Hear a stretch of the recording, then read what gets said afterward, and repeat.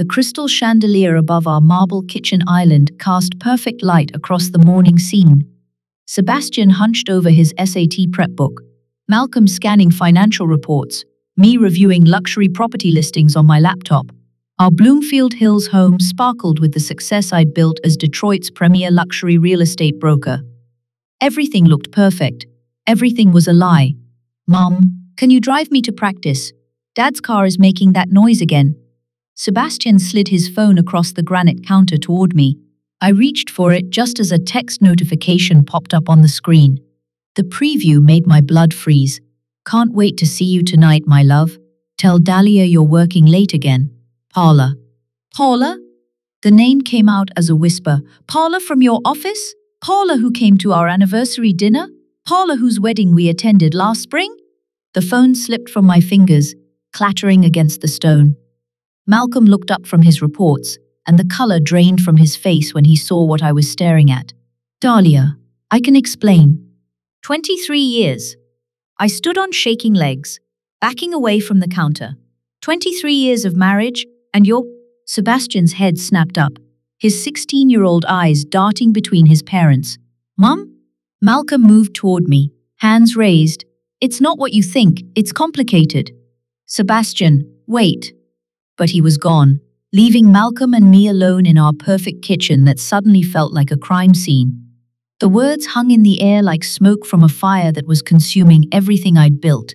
Sebastian grabbed his backpack and bolted for the door. "I'll walk to school." "Complicated," my voice cracked. "Our son just read about your affair on his father's phone. How is that complicated?" "How long?" I asked, my voice barely audible. 6 months. While I was closing million-dollar deals and planning Sebastian's college visits, my husband was building a life with another woman. While I was maintaining our cultural traditions and hosting dinner parties for his engineering colleagues, he was making promises to someone else. Malcolm's shoulders sagged. 6 months? You never meant for me to find out at all. The truth hit me like a physical blow. You were just going to keep lying, keep making me look like a fool in front of our entire community. "I never meant for you to find out this way," Malcolm said. I stumbled toward the stairs, desperate to escape the kitchen where we'd shared thousands of breakfasts, where I'd celebrated every career milestone, where Sebastian had announced his acceptance to U of M just last month. Now it all felt contaminated. I turned at the bottom of the stairs. "Talk? You want to talk now? After 6 months of lies?"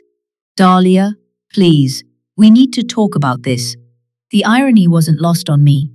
I'd built my reputation on reading people, on sensing when clients were hiding financial problems or when sellers weren't being honest about property issues.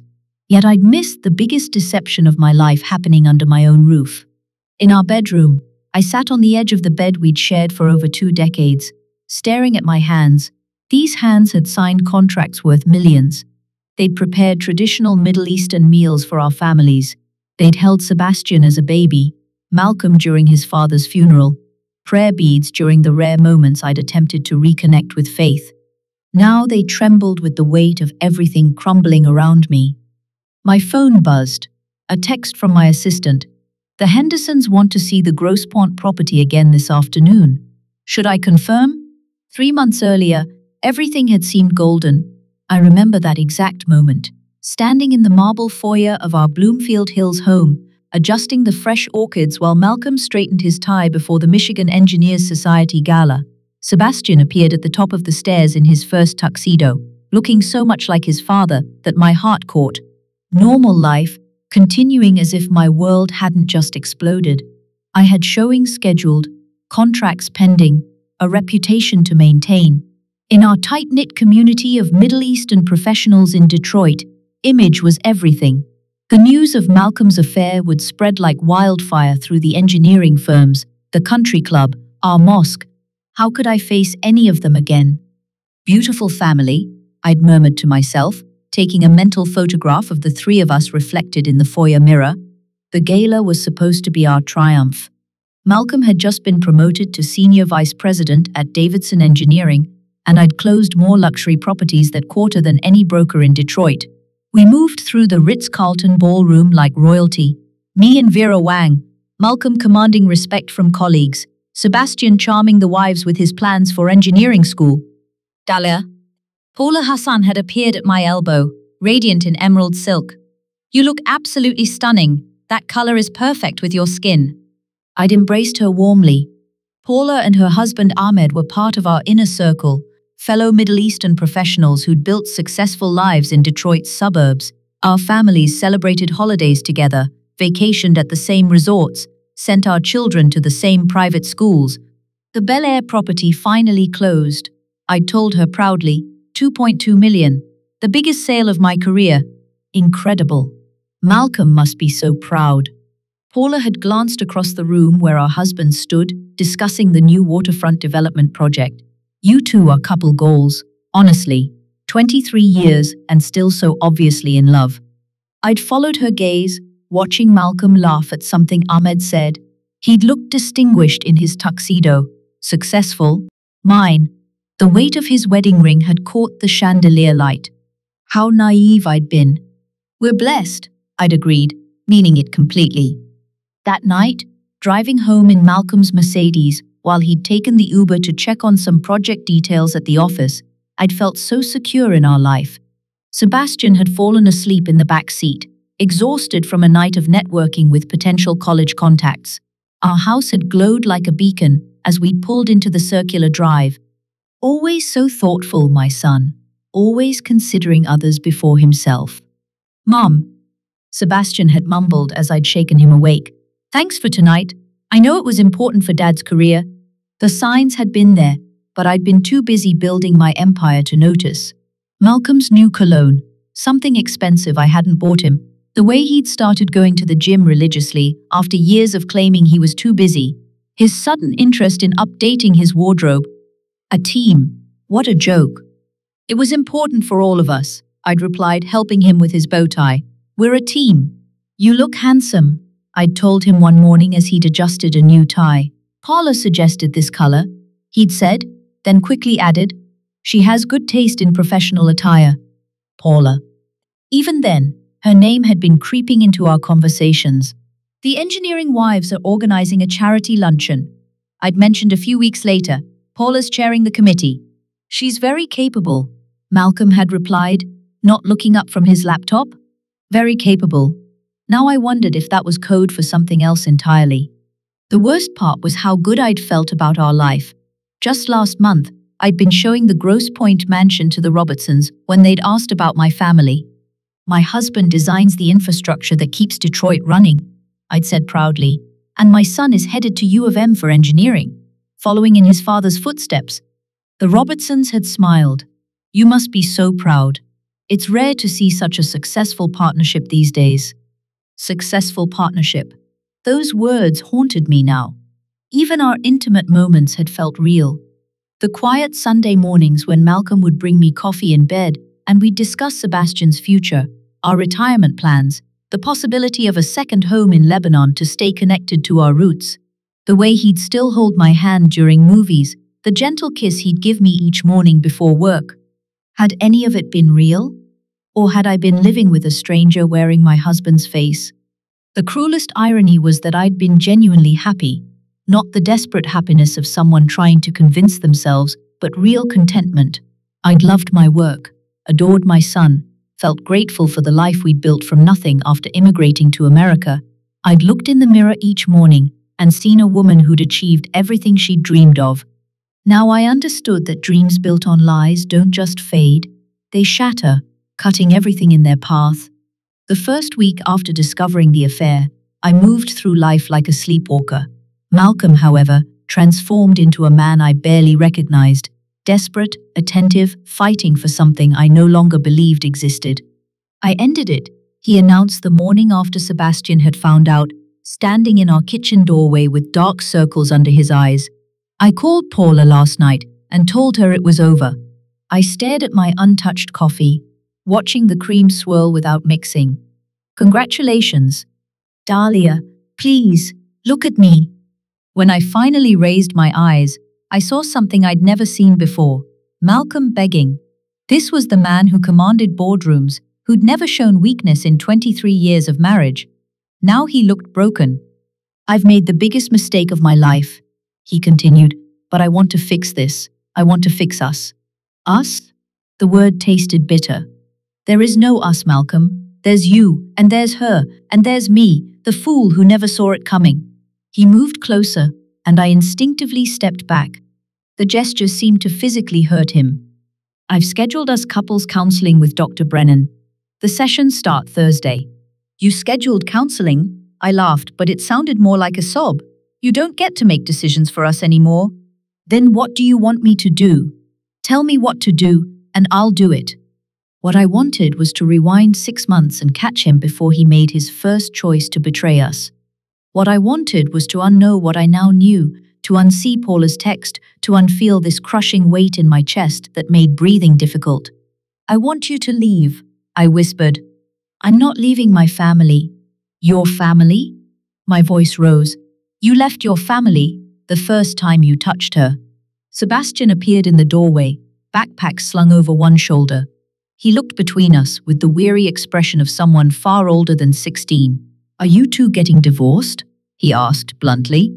The question hung in the air like a noose. Malcolm's face crumpled. No, he said firmly. I'm going to fight for this marriage. Sebastian looked at me. Mum? I couldn't answer. I couldn't even imagine a future beyond the next 5 minutes. Over the following days, Malcolm's campaign to save our marriage became increasingly frantic. He brought home flowers daily, not the grocery store bouquets he'd occasionally picked up in the past, but elaborate arrangements from the expensive florist downtown. He scheduled a weekend getaway to Mackinac Island, the place we'd honeymooned. He wrote me a 10-page letter detailing his remorse and his plan for rebuilding trust. I've been an idiot, he said one evening, cornering me in our bedroom. A selfish, stupid idiot. But I love you, Dalia. I love our family. I won't lose you. I stared at him from across the room. This stranger wearing my husband's face, you already lost me. The next week, he showed up at my office with lunch from our favorite Lebanese restaurant. My assistant looked confused as Malcolm set up a romantic picnic on my conference table, complete with candles and our wedding song playing from his phone. Malcolm, what are you doing? I asked, mortified that my colleagues might see. Romancing my wife, he said with forced cheerfulness. Remember our first date, shawarma and dreams of the future? I remembered. I also remembered that future hadn't included him making love to my friend while I planned dinner parties in their honor. People are staring, I whispered. I don't care who stares. I need you to know that you're the only woman I want to be staring at for the rest of my life. His words should have melted my heart. Instead, they felt like stones thrown at an already cracked window. But Malcolm persisted. He arranged for Sebastian to stay at his cousin's house and transformed our living room into what he called a new beginning. Rose petals, soft lighting, a playlist of songs from our courtship. He'd even hired a chef to prepare a 7-course meal. This is how it should have been, he said, taking my hands across the candlelit table. This is how I should have been treating you all along. But you weren't, I replied. For 6 months you were treating her this way instead. His face flinched as if I'd slapped him. I know I was wrong, but I'm here now fighting for us. Where was this fight when you chose her bed over ours? Malcolm's romantic gestures continued for weeks. He left love notes in my car, sent flowers to my client showings, even showed up at the country club with a mariachi band, apparently forgetting we were Middle Eastern, not Mexican. The spectacle was so embarrassing that I locked myself in the ladies' room until they finished. The community began to notice his desperate behavior. At the mosque, other wives whispered sympathetically about men going through midlife crises. At the engineering society functions, colleagues joked about Malcolm being whipped by his wife. The humiliation was unbearable. You're making us a spectacle, I told him after he'd hired a skywriter to spell Dalia forgive me over downtown Detroit.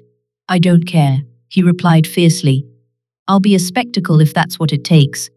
But the more he tried, the more broken I felt. Each gesture reminded me of what Paula had received. His time, his attention, his desire. I was getting the desperate leftover of a man who'd given his best to someone else. The final straw came when he arranged for a renewal of our wedding vows at the mosque, complete with our original wedding party and a reception at the country club. He'd booked everything without consulting me, assuming my agreement. Absolutely not, I said when he presented the idea. But Dalia, it's perfect, we can start over, publicly commit to each other again. I won't make vows to a man who breaks them. For the first time since the discovery, Malcolm's desperation turned to anger. What do you want from me? I've apologized. I've ended the affair. I've done everything. You've done everything except give me time to figure out who I am without you, I interrupted. You cheated, but somehow I'm supposed to perform forgiveness on your timeline. He stared at me, finally understanding. I wasn't playing hard to get. I wasn't testing his commitment. I was genuinely trying to decide if the woman I'd been for 23 years was someone I could continue to be. And that woman was disappearing more each day. 3 weeks after Malcolm's vow renewal debacle, my world collapsed entirely. It started with a phone call I'd been dreading, my doctor's office following up on the routine blood work I'd had during my annual physical. Dalia, we need you to come in immediately to discuss your results. I sat in Dr. Griffin's office the next morning, staring at lab reports that might as well have been written in hieroglyphics. Words like abnormal cell activity and immediate biopsy floated past me, while Malcolm gripped my hand so tightly I thought he might break my fingers. What does this mean exactly? Malcolm asked the question I couldn't form. We found suspicious cells in your wife's breast tissue. We need to do further testing to determine if they're malignant. Dr. Griffin explained. Cancer. The word hung unspoken in the sterile room. I drove home in a haze, Malcolm following in his car because I'd refused to ride with him. The possibility of cancer should have put our marriage problems in perspective, should have made me grateful for his suddenly attentive presence. Instead, I was furious that even the possibility of fighting for my life would have to happen in the shadow of his betrayal. That afternoon, while scheduling the biopsy, my phone rang with the second devastating blow. Dalia, it's Nancy from the office. We need to talk immediately. My broker's voice carried an edge I'd never heard before. 20 minutes later, I sat across from her mahogany desk while she explained that the Riverside Development Project, the one Malcolm had been overseeing at Davidson Engineering, was under federal investigation for bid rigging and environmental violations. Your name appears on several consulting contracts, Nancy said, sliding papers across the desk. The FBI wants to interview you about your role in securing property deals for the development. My role? I stared at contracts bearing my signature, contracts I didn't remember signing. I never worked on Riverside. Malcolm handled all the engineering aspects. Nancy's expression was grim. According to these documents, you received substantial consulting fees for helping Davidson Engineering acquire properties through your real estate connections. The investigation suggests you used your relationships with other Middle Eastern business owners to facilitate deals that excluded competing firms. My hands shook as I read document after document. My signature, my real estate license number, my business letterhead, all used to create a paper trail showing me as a key player in what appeared to be an elaborate corruption scheme. I never signed these, I whispered. Malcolm must have. He has power of attorney for my business accounts because of our joint investments. The realization hit like a freight train. Malcolm hadn't just betrayed our marriage. He'd used my business, my reputation, my signature to commit federal crimes. The FBI believed I was a willing participant in corruption that could send me to prison.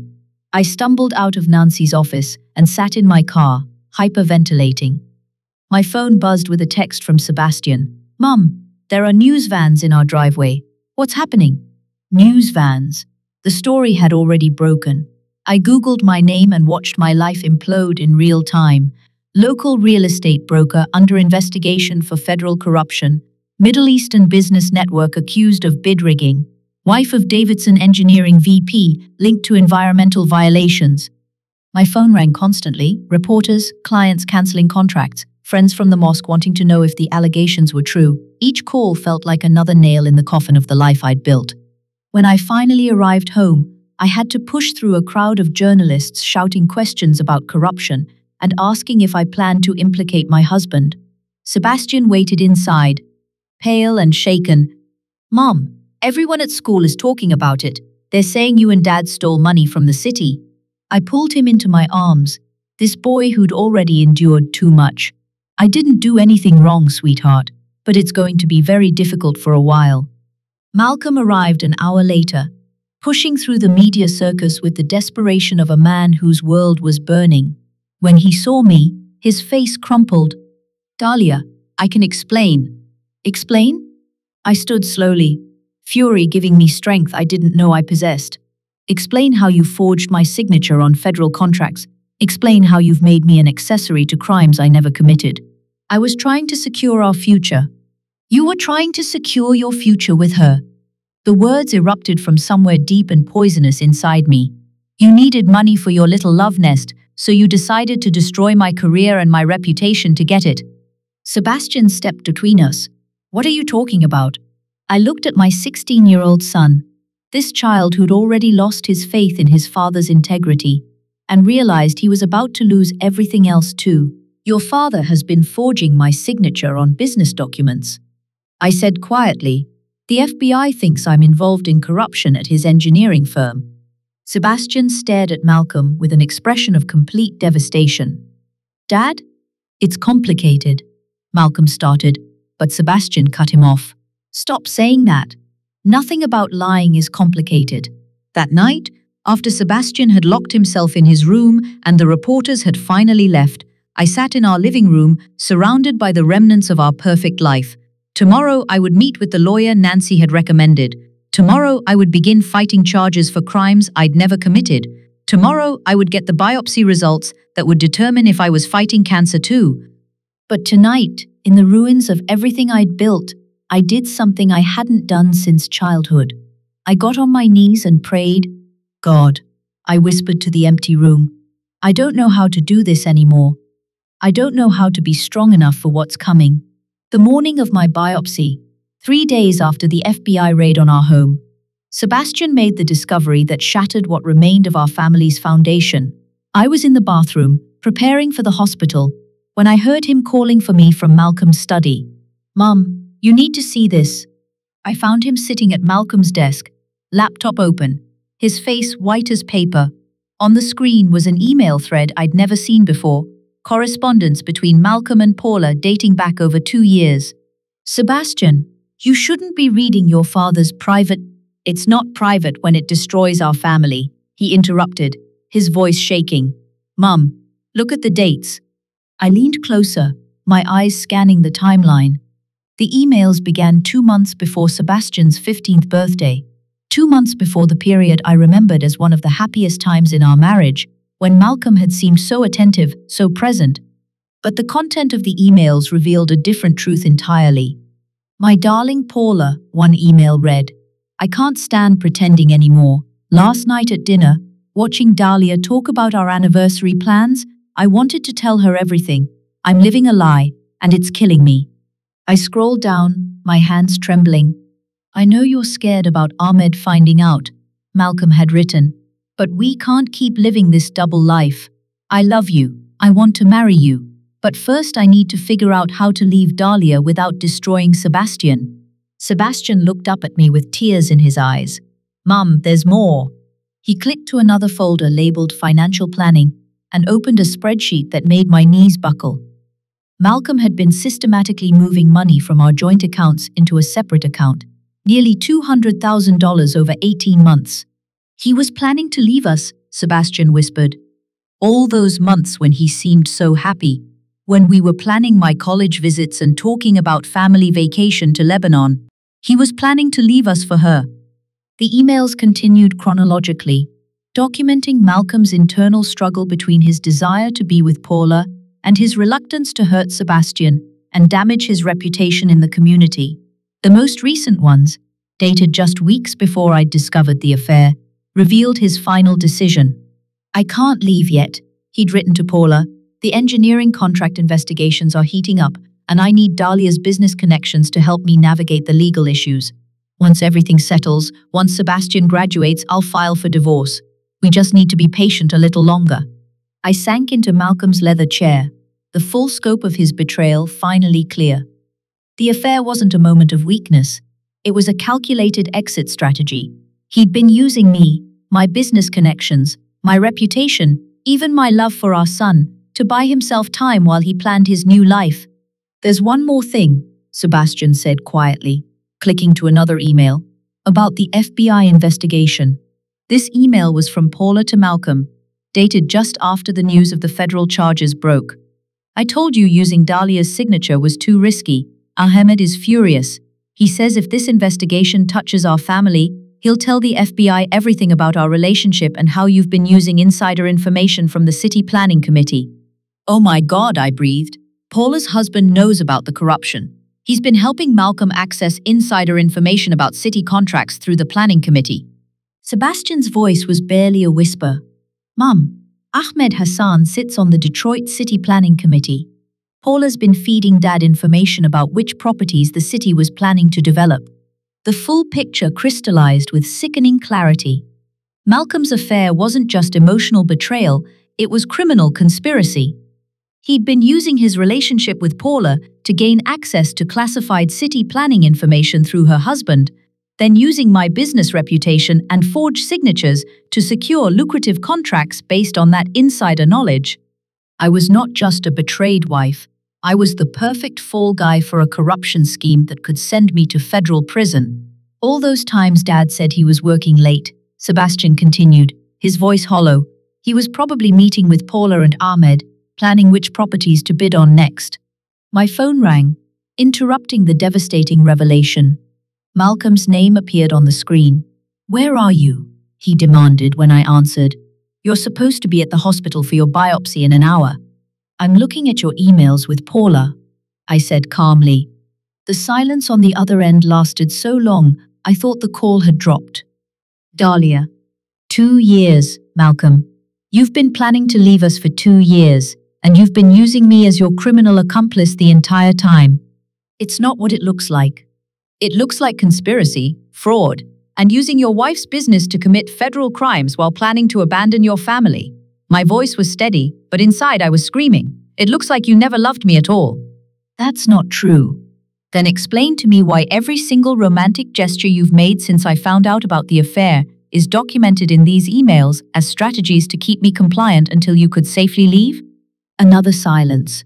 The couple's counseling, the vow renewal, the skywriter. You weren't fighting for our marriage. You were buying time until the investigation cleared, and Sebastian graduated so you could leave without looking like a complete monster. When Malcolm finally spoke, his voice was defeated. I do love you, Dalia. I hung up and looked at Sebastian, who was staring at me with an expression of complete devastation. In one morning, he'd learned that his father was not just an adulterer, but a criminal who'd been planning to abandon his family for over 2 years. What do we do now, Mum? I stood slowly, my body feeling ancient and broken. In 2 hours, I would learn whether I had cancer. Tomorrow, FBI agents would return with more questions about crimes I'd been framed for. Malcolm's betrayal went deeper than I'd ever imagined, and the legal consequences could destroy any chance Sebastian had for a normal future. But looking at my son, this brave, broken boy, who was asking me for direction when his world had just exploded, I felt something shift inside me. Not hope, exactly, but a strange kind of clarity. We tell the truth, I said quietly. All of it. To the FBI, to the lawyers, to anyone who will listen. And then we figure out how to rebuild from whatever's left. Sebastian nodded, his jaw set with determination that reminded me of myself at his age. Are we going to be okay, Mum? I honestly didn't know, but for the first time since this nightmare began, I realized that okay might look completely different than anything I'd ever imagined, and that might be exactly what we needed. The biopsy results came back benign, the same day the FBI officially cleared me of all charges. I should have felt relief, gratitude, joy. Instead, I felt hollow, like a house after a fire, structurally intact but completely gutted inside. The federal investigation had moved swiftly once I provided Malcolm's emails and financial records. Ahmed Hassan, facing his own charges, had confirmed that Malcolm had orchestrated the entire corruption scheme using my business as a front. Paula, desperate to protect herself, had provided evidence of Malcolm's insider trading and bid manipulation. Within a week, my husband was under federal indictment while I was officially designated as a victim of identity theft and fraud. "You're free and clear," my lawyer announced with satisfaction. "Your reputation will recover.